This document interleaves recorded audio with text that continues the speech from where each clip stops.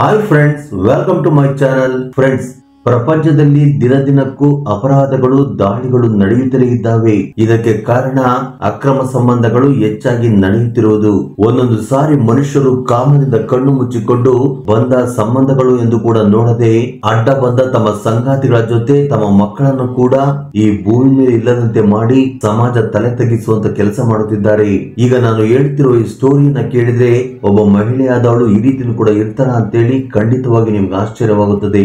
ಇನ್ನು ಸ್ಟೋರಿ ಏನು ಅಂತ ನೋಡೋದಾದ್ರೆ, ತೆಲಂಗಾಣದ ವಿಕಾರಾಬಾದ್ ನಲ್ಲಿ ಸಾಂಬಯ್ಯ ರಾಧಮ್ಮ ದಂಪತಿಗಳು 3 ಮಂದಿ ಗಂಡು ಮಕ್ಕಳು, 1 ಹೆಣ್ಣು ಮಗಳನ್ನ ಯಾವುದೇ ಕೊರತೆ ಇಲ್ಲದಂತೆ ಬೆಳೆಸುತ್ತಿದ್ದರು. ಅದರಲ್ಲಿ ಕೊನೆಯ ಸಂತಾನವೇ ವೆಂಕಟೇಶ್. ಓದಿನಲ್ಲಿ ತುಂಬಾ ಚುರುಕಾಗಿದ್ದ ವೆಂಕಟೇಶ್ ಚೆನ್ನಾಗಿ ಓದಿ ಗೌರ್ಮೆಂಟ್ ಜಾಬ್ ತೆಗೆದುಕೊಳ್ಳಬೇಕೆಂದು ಅಂದುಕೊಂಡಿರುತ್ತಾನೆ. ಹೀಗೆ ಚೆನ್ನಾಗಿ ಓದಿ ರೈಲ್ವೆ ಡಿಪಾರ್ಟ್ಮೆಂಟ್ ಅಲ್ಲಿ ಜಾಬ್ ಸೇರಿದಾಗ ವೆಂಕಟೇಶನ ತಂದೆ ತಾಯಿಯ ಸಂತೋಷಕ್ಕೆ ಮಿತಿ ಇಲ್ಲದೆ ಹೋಗುತ್ತದೆ. ಇದರಿಂದ ತಾವು ಅಂದುಕೊಂಡಂತೆ ಮಗನಿಗೆ ಗೌರ್ಮೆಂಟ್ ಜಾಬ್ ಬಂದಿದ್ದರಿಂದ ಅವನಿಗೆ ಒಳ್ಳೆಯ ಹುಡುಗಿಯನ್ನು ಹುಡುಕಿ ಮದುವೆ ಮಾಡಬೇಕೆಂದು ಅಂದುಕೊಳ್ಳುತ್ತಾರೆ. ಹೀಗೆ ಗೊತ್ತಿರುವವರ ಮೂಲಕ ಹೊರಾಂಗಣದಲ್ಲಿ ಶ್ವೇತಾ ಎಂಬ ಹುಡುಗಿ ಇದ್ದಾಳೆಂದು ಗೊತ್ತಾಗಿ ಆಕೆ ಡಿಗ್ರಿ ಕಂಪ್ಲೀಟ್ ಮಾಡಿ ಟೀಚರ್ ಆಗಬೇಕೆಂದು ಅಂದುಕೊಂಡಿದ್ದರು. ತಂದೆ ತಾಯಿಯ ಆರ್ಥಿಕ ಪರಿಸ್ಥಿತಿ ಸರಿ ಇಲ್ಲದ ಕಾರಣ ಅವಳಿಗೆ ಮದುವೆ ಮಾಡಿ ಕಳಿಸಬೇಕೆಂದು ಕೊಟ್ಟಿದ್ದಾರೆ. ಆದ್ರೆ ಅವರು ಯಾವುದೇ ರೀತಿ ವರದಕ್ಷಿಣೆ ಕೊಡುವುದಿಲ್ಲ.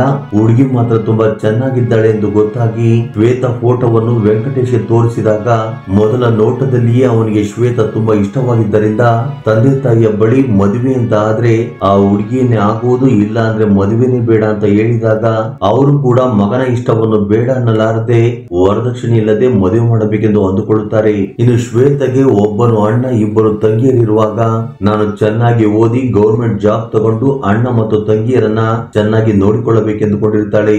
ಆದ್ರೆ ಅದೇ ಸಮಯದಲ್ಲಿ ವೆಂಕಟೇಶ್ ಜೊತೆ ಮದುವೆ ಸಂಬಂಧ ಬಂದಿದ್ದರಿಂದ ಆ ಹುಡುಗನಿಗೆ ಗೌರ್ಮೆಂಟ್ ಜಾಬ್ ಇದ್ದಿದ್ದರಿಂದ ಆ ಸಂಬಂಧವನ್ನು ಬೇಡ ಅನ್ನಲಾರದೆ ಅಂತ ಸಂಬಂಧ ಮತ್ತೆ ಸಿಗುವುದಿಲ್ಲ ಅಂತೇಳಿ ಶ್ವೇತಾ ಕುಟುಂಬದವರು ಇಮಿಡಿಯೇಟ್ ಆಗಿ ಆ ಮದುವೆಗೆ ಒಪ್ಪಿಕೊಳ್ಳುತ್ತಾರೆ. ಇನ್ನು ಶ್ವೇತಗೆ ಆ ಮದುವೆ ಮಾಡಿಕೊಳ್ಳುವುದಕ್ಕೆ ಇಷ್ಟ ಇಲ್ಲದೆ ಇದ್ರು ಬೇರೆ ದಾರಿ ಇಲ್ಲದೆ ವೆಂಕಟೇಶನನ್ನು ಮದುವೆ ಮಾಡಿಕೊಳ್ಳುವುದಕ್ಕೆ ಒಪ್ಪಿಕೊಂಡಾಗ 2 ಫ್ಯಾಮಿಲಿಯವರು ಸೇರಿಕೊಂಡು ಗ್ರಾಂಡ್ ಆಗಿ ಮದುವೆ ಮಾಡುತ್ತಾರೆ. ಇನ್ನು ಮದುವೆ ಮಾಡಿಕೊಂಡ ನಂತರ ವೆಂಕಟೇಶ್ ಶ್ವೇತಳನ್ನ ಕರೆದುಕೊಂಡು ಹೈದರಾಬಾದ್ಗೆ ಹೋಗಿ ರೈಲ್ವೆ ಕ್ವಾರ್ಟರ್ಸ್ ನಲ್ಲಿ ಸೆಟ್ಲ್ ಆಗುತ್ತಾನೆ. ಇನ್ನು ಇವರ ಅನ್ಯೋನ್ಯ ಸಂಸಾರದ ಗುರುತಿಗೆ 1 ಗಂಡು ಮಗು, 1 ಹೆಣ್ಣು ಮಗು ಜನಿಸಿದಾಗ ಇನ್ನು ಮಕ್ಕಳಾದ ನಂತರ ಶ್ವೇತಾ ನಾನು BD ಕೋರ್ಸ್ ಅನ್ನು ಕಂಪ್ಲೀಟ್ ಮಾಡುತ್ತೇನೆ, ನಾನು ಟೀಚರ್ ಆದ್ರೆ ಮನೆಯ ಆರ್ಥಿಕ ಪರಿಸ್ಥಿತಿ ಕೂಡ ಸರಿ ಹೋಗುತ್ತೆ ಅಂತೇಳಿ ತನ್ನ ಗಂಡನನ್ನು ಕೇಳಿದಾಗ ವೆಂಕಟೇಶ್ ಕೂಡ ಅದಕ್ಕೆ ಒಪ್ಪಿಕೊಳ್ಳುತ್ತಾನೆ. ಇದರಿಂದ ಶ್ವೇತಾ ಮನೆಯಲ್ಲೇ ಕುಳಿತುಕೊಂಡು BD ಕೋರ್ಸ್ ಅನ್ನ ಕಂಪ್ಲೀಟ್ ಮಾಡುತ್ತಾಳೆ. ಇದೇ ಸಂದರ್ಭದಲ್ಲಿ ವೆಂಕಟೇಶ್ ತನ್ನ ಮಗ ಹುಟ್ಟಿದ ದಿನವನ್ನ ಗ್ರಾಂಡ್ ಆಗಿ ಸೆಲೆಬ್ರೇಟ್ ಮಾಡುತ್ತಾ ತನ್ನ ಸಂಬಂಧಿಕರನ್ನು ಕರೆಸುತ್ತಾ ತನ್ನ ಅಕ್ಕ ಮತ್ತು ಅವಳ ಮಗ 17 ವರ್ಷದ ವಿಜಯ್ ನನ್ನ ಫಂಕ್ಷನ್ ಗೆ ಕರೆಯುತ್ತಾನೆ. ಇನ್ನು Vijay inter second year exam ಬರೆದು ರಿಸಲ್ಟ್ ಗೋಸ್ಕರ ವೇಟ್ ಮಾಡುತ್ತಿರುವಾಗ ವೆಂಕಟೇಶ್ ವಿಜಯ್ನನ್ನ ತನ್ನ ಮಗನ ಬರ್ತ್ಡೇ ಫಂಕ್ಷನ್ ಗೆ ಕರೆಯುವುದು, ಅಲ್ಲಿ ತನ್ನ ಸೋದರತ್ತೆ ಶ್ವೇತಳನ್ನ ನೋಡುವುದು ನಡೆಯುತ್ತದೆ. ಇನ್ನು ಓದಿನಲ್ಲಿ ತುಂಬಾ ಚುರುಕಾಗಿದ್ದ ವಿಜಯ್ ಇಂಟರ್ ಎಕ್ಸಾಮ್ ಬರೆಯುವುದಕ್ಕೆ ಹೈದರಾಬಾದ್ಗೆ ಬಂದಾಗ ತನ್ನ ಸೋದರ ಮಾವ ವೆಂಕಟೇಶ್ ಮನೆಯಲ್ಲಿ ಇರುತ್ತಾ ತನ್ನ ಇಂಟರ್ ಎಕ್ಸಾಮ್ ಗೆ ಪ್ರಿಪೇರ್ ಆಗುವುದಕ್ಕೆ ಶುರು ಮಾಡುತ್ತಾನೆ. ಇನ್ನು ವಿಜಯ್ಗೆ ಏನಾದರೂ ಡೌಟ್ ಇದ್ದರೆ ಶ್ವೇತಾ ಕ್ಲಿಯರ್ ಮಾಡುತ್ತಾ ಅವನಿಗೆ ಇಷ್ಟವಾದ ಫುಡ್ ಗಳನ್ನು ಮಾಡಿ ಬಡಿಸುತ್ತಿದ್ದಳು. ಇನ್ನು ಈ ಸಂದರ್ಭದಲ್ಲಿಯೇ ಶ್ವೇತಾ ತನ್ನ ಓದಿಗೆ ಮಕ್ಕಳು ಅಡ್ಡವಾಗುತ್ತಿದ್ದಾರೆ ಎಂದು ಅವರನ್ನು ತನ್ನ ತಾಯಿ ಮನೆಯಲ್ಲಿ ಬಿಟ್ಟಿರುತ್ತಾಳೆ. ಇನ್ನು ವೆಂಕಟೇಶ್ ಡ್ಯೂಟಿಗೆ ಹೋದ ತಕ್ಷಣ ಮನೆಯಲ್ಲಿ ಶ್ವೇತಾ ಮತ್ತು ವಿಜಯ್ ಇಬ್ಬರು ಇರುತ್ತಿದ್ದರಿಂದ ಮನೆಗೆ ಬೇಕಾಗಿದ್ದ ದಿನಸಿ ಸಾಮಾನುಗಳನ್ನು ತರುತ್ತಾ ಇಬ್ಬರು ಸೇರಿಕೊಂಡು ಪಾರ್ಕ್, ರೆಸ್ಟೋರೆಂಟ್ ಅಂತೇಳಿ ಸುತ್ತಾಡುತ್ತಿದ್ದರು. ಈ ಸಂದರ್ಭದಲ್ಲಿಯೇ ಇಬ್ಬರ ನಡುವೆ ನಡೆದ ಪರಿಚಯ ಆತ್ಮೀಯವಾಗಿ ಬೆಳೆದು ಒಬ್ಬರ ಮೇಲೆ ಒಬ್ಬರಿಗೆ ಇಂಟ್ರೆಸ್ಟ್ ಆಗುತ್ತದೆ. ಆದ್ರೆ ಈ ವಿಷಯವನ್ನ ಹೇಗೆ ಎಕ್ಸ್ಪ್ರೆಸ್ ಮಾಡಿಕೊಳ್ಳಬೇಕೆಂದು ಗೊತ್ತಾಗದೆ ಇಬ್ಬರು ಒದ್ದಾಡುತ್ತಿದ್ದರು. ಈ ಸಂದರ್ಭದಲ್ಲಿಯೇ ವಿಜಯ್ಗೆ ಹೈದರಾಬಾದ್ ಕಾಲೇಜಿನಲ್ಲಿ ಬಿಟೆಕ್ ಸೀಟ್ ಸಿಕ್ಕಿದ್ದರಿಂದ ತನ್ನ ಸೋದರ ಮಾವ ವೆಂಕಟೇಶ್ ವಿಜಯ್ನ ನೀನು ಹಾಸ್ಟೆಲ್ ನಲ್ಲಿ ಇರೋದು ಬೇಡ, ಮನೆಯಲ್ಲಿ ಇದ್ದುಕೊಂಡು ಓದಿಕೋ ಎಂದು ಹೇಳಿದಾಗ ವಿಜಯ್ನ ಸಂತೋಷಕ್ಕೆ ಮಿತಿ ಇಲ್ಲದೆ ಹೋಗುತ್ತದೆ.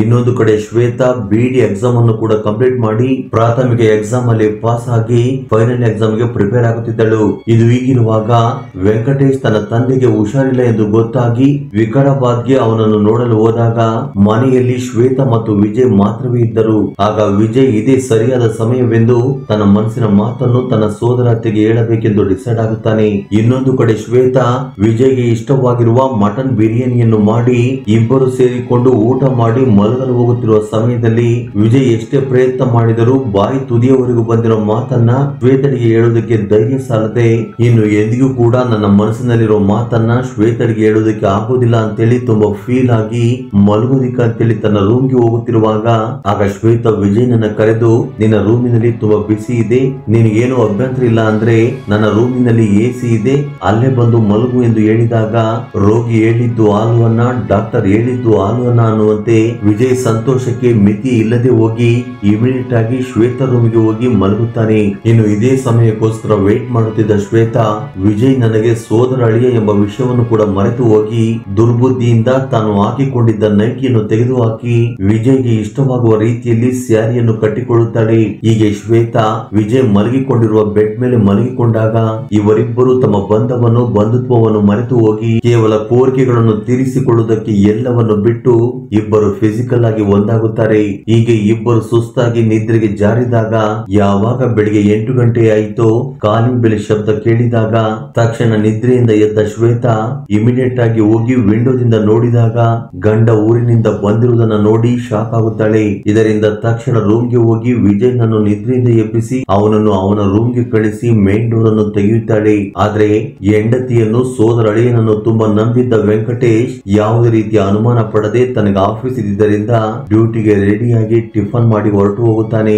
ಆ ನಂತರ ಇವರಿಬ್ಬರು ಫ್ರೆಶ್ ಅಪ್ ಆಗಿ ಇಬ್ಬರು ಸೇರಿಕೊಂಡು ಟಿಫನ್ ಮಾಡಿ ತಮ್ಮ ಕೋರಿಕೆಗಳನ್ನು ತೀರಿಸಿಕೊಳ್ಳುವುದಕ್ಕೆ ಶುರು ಮಾಡುತ್ತಾರೆ. ಹೀಗೆ ದಿನ ಕಳೆದಂತೆ ಶ್ವೇತಾ ವಿಜಯ್ ಕೊಡುತ್ತಿರುವ ಸುಖಕ್ಕೆ ದಾಸಳಾಗಿ ಗಂಡನ ಬಗ್ಗೆ ತಲೆ ಕೆಡಿಸಿಕೊಳ್ಳದೆ ವಿಜಯನ ಗಾಢವಾದ ಪ್ರೀತಿಯಲ್ಲಿ ಬೀಳುತ್ತಾಳೆ. ಹೀಗೆ 2 ವರ್ಷಗಳ ಕಾಲ ಇವರ ರಿಲೇಶನ್ಶಿಪ್ ಅನ್ನ ಸೀಕ್ರೆಟ್ ಆಗಿ ಮೇಂಟೈನ್ ಮಾಡಿದಾಗ ದಿನದಿನಕ್ಕೂ ವೆಂಕಟೇಶ್ ತನ್ನ ಹೆಂಡತಿಯಲ್ಲಿ ಬದಲಾವಣೆಗಳನ್ನ ನೋಡಿ ಅವಳ ಮೇಲೆ ಅನುಮಾನ ಬರುತ್ತದೆ. ಹಾಗಾಗಿ ಒಂದು ದಿನ ವೆಂಕಟೇಶ್ ನಾನು ಆಫೀಸ್ಗೆ ಹೋಗುತ್ತಿದ್ದೇನೆ ಎಂದು ತನ್ನ ಹೆಂಡತಿಗೆ ಹೇಳಿ ಅಲ್ಲೇ ಇರುವ ಒಂದು ಟೀ ಶಾಪ್ ಅಲ್ಲಿ ತನ್ನ ಬೈಕ್ ಅನ್ನು ನಿಲ್ಲಿಸಿ ವೇಟ್ ಮಾಡುತ್ತಿರುವಾಗ ಅದೇ ಸಮಯದಲ್ಲಿ ಶ್ವೇತಾ ವಿಜಯ್ ನನ್ನು ಗಟ್ಟಿಯಾಗಿ ತಬ್ಬಿಕೊಂಡು ಬೈಕ್ ಅಲ್ಲಿ ಹೋಗುತ್ತಿರುವುದನ್ನು ನೋಡಿ ವೆಂಕಟೇಶ್ಗೆ ಆಕಾಶ ಬಂದು ತಲೆಯ ಮೇಲೆ ಬಿದ್ದಾಗೆ ಆಗುತ್ತದೆ. ಆಗ ಇಮಿಡಿಯೇಟ್ ಆಗಿ ಶ್ವೇತಾಗೆ ಕಾಲ್ ಮಾಡಿದಾಗ ಫೋನ್ ಲಿಫ್ಟ್ ಮಾಡಿದ ಶ್ವೇತಾ ನಾನು ಮನೆಯಲ್ಲಿ ಇದ್ದೇನೆ, ಓದಿಕೊಳ್ಳುತ್ತಿದ್ದೇನೆ ಎಂದು ಹೇಳಿದಾಗ ವೆಂಕಟೇಶ್ ಶಾಕ್ ಆಗಿ ಮಾನಸಿಕವಾಗಿ ಕುಗ್ಗಿ ಹೋಗುತ್ತಾನೆ. ಹೀಗೆ ನನ್ನ ಹೆಂಡತಿ ಮತ್ತು ಸೋದರಳಿಯ ಸೇರಿಕೊಂಡು ನನಗೆ ಮೋಸ ಮಾಡುತ್ತಿದ್ದಾರೆ ಎಂದು ಅರ್ಥವಾಗಿ ಸಾಯಂಕಾಲ ವಿಜಯ್ ಬಂದ ಮೇಲೆ ನೀನು ಹಾಸ್ಟೆಲ್ ನಲ್ಲಿ ಇದ್ದುಕೊಂಡು ಓದಿಕೋ, ಇಲ್ಲೇ ಇದ್ರೆ ಡಿಸ್ಟರ್ಬ್ ಆಗುತ್ತೆ ಅಂತ ಹೇಳಿ ಅವನನ್ನು ಹಾಸ್ಟೆಲ್ ಗೆ ಸೇರಿಸುತ್ತಾನೆ. ಆದ್ರೆ ಶ್ವೇತಾ ಮಾತ್ರ ಯಥಾವತ್ತಾಗಿ ವೆಂಕಟೇಶ್ ಆಫೀಸ್ಗೆ ಹೋದ ತಕ್ಷಣ ವಿಜಯ್ಗೆ ಕಾಲ್ ಮಾಡಿ ಕರೆಸಿಕೊಂಡು ಇಬ್ಬರು ಕ್ಲೋಸ್ ಆಗಿ ಇರುತ್ತಿದ್ದರು. ಹೀಗೆ ವೆಂಕಟೇಶ್ ಒಂದು ದಿನ ಆಫೀಸ್ ಇಂದ ಬೇಗ ಮನೆಗೆ ಬರುವುದು, ಮನೆಯ ಹೊರಗಡೆ ವಿಜಯ್ನ ಬೈಕ್ ನ ಜೊತೆ ಚಪ್ಪಲಿ ಇರುವುದನ್ನು ನೋಡಿ ಕೋಪಗೊಂಡಂತ ವೆಂಕಟೇಶ್ ಅಷ್ಟೊತ್ತಿಗಾಗಲೇ ಮನೆಯ ಡೋರ್ ಲಾಕ್ ಆಗಿದ್ದರಿಂದ ಕಂಟಿನ್ಯೂಸ್ ಆಗಿ ಬೆಲ್ ಮಾಡೋದಕ್ಕೆ ಶುರು ಮಾಡುತ್ತಾನೆ. ಹೀಗೆ 5 ನಿಮಿಷಗಳ ನಂತರ ನಿಧಾನವಾಗಿ ಶ್ವೇತಾ ಬಂದು ಡೋರ್ ತೆಗೆದಾಗ ವೆಂಕಟೇಶ್ ಅವಳನ್ನು ಕೋಪದಿಂದ ನೋಡುತ್ತಿದ್ದಾಗ ವಿಜಯ್ ತನ್ನ ಉಳಿದ ಲಗೇಜ್ ಅನ್ನು ತೆಗೆದುಕೊಂಡು ಹೋಗುವುದಕ್ಕೆ ಬಂದಿದ್ದ.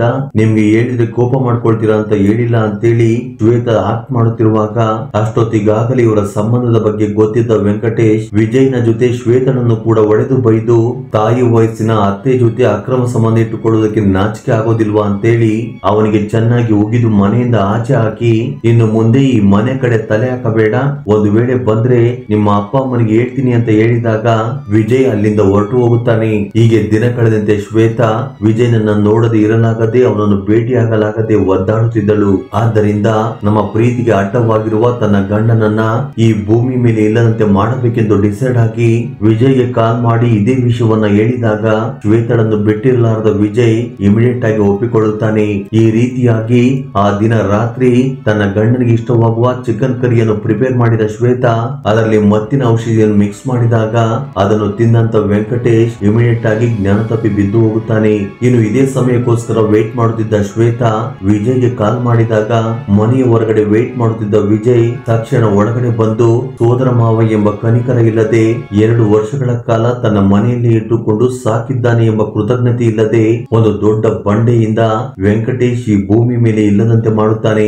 ನಂತರ ಯಾರಿಗೂ ಸಹ ನಮ್ಮ ಮೇಲೆ ಅನುಮಾನ ಬರಬಾರದು ಅಂತೇಳಿ ರೈಲ್ವೆ ಟ್ರ್ಯಾಕ್ ಮೇಲೆ ಬಿಸಾಕಿ ಮನೆಗೆ ಬಂದು ತಮ್ಮ ಕೋರಿಕೆಗಳನ್ನು ತೀರಿಸಿಕೊಳ್ಳುತ್ತಾ ಇನ್ನು ಮುಂದೆ ನಮ್ಮನ್ನು ತಡೆಯುವವರು ಯಾರು ಇರೋದಿಲ್ಲ, ಹ್ಯಾಪಿಯಾಗಿ ಲೈಫ್ ಅನ್ನ ಲೀಡ್ ಮಾಡಬಹುದು ಅನ್ಕೋತಾರೆ. ಇದು ಹೀಗಿರುವಾಗ ಮಾರನೇ ದಿನ ರೈಲ್ವೆ ಡಿಪಾರ್ಟ್ಮೆಂಟ್ ಗೆ ಸೇರಿದವರು ಪೊಲೀಸರಿಗೆ ಕಾಲ್ ಮಾಡಿ ಗುರ್ತು ತಿಳಿಯದ ವ್ಯಕ್ತಿ ರೈಲ್ವೆ ಹಳಿಗಳ ಮೇಲೆ ಸೂಸೈಡ್ ಮಾಡಿಕೊಂಡಿದ್ದಾನೆ ಎಂದು ಹೇಳಿದಾಗ ಘಟನಾ ಸ್ಥಳಕ್ಕೆ ಬಂದ ಪೊಲೀಸರು ಇನ್ವೆಸ್ಟಿಗೇಷನ್ ಶುರು ಮಾಡಿದಾಗ ಆ ಬಾಡಿ ವೆಂಕಟೇಶ್ ಅನ್ನೋದು ಎಂದು ಗೊತ್ತಾಗಿ ಅವನ ಕುಟುಂಬ ಸದಸ್ಯರಿಗೆ ಇನ್ಫಾರ್ಮ್ ಮಾಡಿದಾಗ ಅಷ್ಟೊತ್ತಿಗಾಗಲೇ ವೆಂಕಟೇಶ್ ಶ್ವೇತಾ ಮತ್ತು ವಿಜಯನ ಅಕ್ರಮ ಸಂಬಂಧದ ಬಗ್ಗೆ ಈಗಾಗಲೇ ತನ್ನ ಅಕ್ಕನಿಗೆ ಹೇಳಿದ್ದರಿಂದ ವೆಂಕಟೇಶನ ಅಕ್ಕ ವಿಜಯ್ ಮತ್ತು ಶ್ವೇತನ ಮೇಲೆ ಪೊಲೀಸರಿಗೆ ಕಂಪ್ಲೇಂಟ್ ಕೊಡುತ್ತಾ ಅವರೇ ವೆಂಕಟೇಶನನ್ನ ಏನಾದ್ರೂ ಮಾಡಿರುತ್ತಾರೆ ಎಂದು ಹೇಳಿದ್ದರಿಂದ ಪೊಲೀಸರು ಡಾಗ್ ಸ್ಕ್ವಾಡ್ ಮೂಲಕ ಆ ಸ್ಥಳವನ್ನು ಇನ್ವೆಸ್ಟಿಗೇಷನ್ ಮಾಡಿದಾಗ ಆ ಡಾಗ್ಸ್ ಗಳು ನೇರವಾಗಿ ವೆಂಕಟೇಶ್ ಮನೆಗೆ ಹೋಗಿ ಶ್ವೇತಾ ಸುತ್ತಲೂ ಸುತ್ತಾಡುತ್ತಿದ್ದಾಗ ಪೊಲೀಸರ ಅನುಮಾನ ಮತ್ತಷ್ಟು ಬಲವಾಯಿತು. ಇದರಿಂದ ಶ್ವೇತಳನ್ನು ತಮ್ಮ ಹ್ಯಾಂಡೋರ್ಗೆ ತೆಗೆದುಕೊಂಡು ತಮ್ಮ ಸ್ಟೈಲ್ ಅಲ್ಲಿ ಎನ್ಕ್ವೈರಿ ಮಾಡಿದಾಗ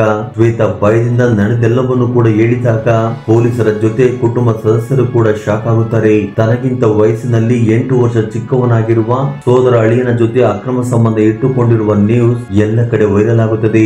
ಇನ್ನು ಇವರನ್ನು ಕೋರ್ಟ್ಗೆ ಪ್ರೊಡ್ಯೂಸ್ ಮಾಡಿದಾಗ ಇವರು ಅಪರಾಧ ಮಾಡಿರುವುದು ರುಜುವಾತಾಗಿ ಇವರಿಗೆ ಕೋರ್ಟ್ 15 ವರ್ಷಗಳ ಕಾಲ ಕಠಿಣ ಕಾರಾಗೃಹ ಶಿಕ್ಷೆ ಎಂದು ತೀರ್ಪನ್ನ ನೀಡಿತು. ಫ್ರೆಂಡ್ಸ್, ಇನ್ನು ಈ ಇನ್ಸಿಡೆಂಟ್ ನ ಬಗ್ಗೆ ತಪ್ಪು ಯಾರದು ಎಂದು ನೀವು ಅಂದುಕೊಳ್ಳುತ್ತಿದ್ದೀರೋ ನಿಮ್ಮ ಅಭಿಪ್ರಾಯ ಅನಿಸಿಕೆಗಳನ್ನು ಕಮೆಂಟ್ ಬಾಕ್ಸ್ ಅಲ್ಲಿ ಕಮೆಂಟ್ ಮಾಡಿ. ಹಾಗೆ ಈ ವಿಡಿಯೋ ನಿಮಗೆ ಇಷ್ಟವಾಗಿದ್ದರೆ ದಯವಿಟ್ಟು ಲೈಕ್ ನೀಡುವುದನ್ನು ಮರೆಯಬೇಡಿ. Thank you for watching.